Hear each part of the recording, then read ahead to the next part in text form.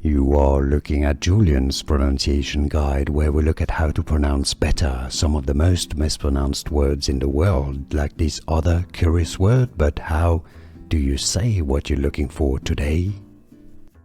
Let's learn once and for all how to pronounce the name of this Italian Sicilian pasta dish. If you want to learn more traditional pasta names, pasta recipes, stay tuned, I've got more videos for you. Pasta con le sarde, that's Italian pronunciation here. It's a dish with sardines and anchovies or anchovies. Pasta con le sarde. Sarde means, I believe, this type of fish, anchovies or sardines. Sarde, so it's easy.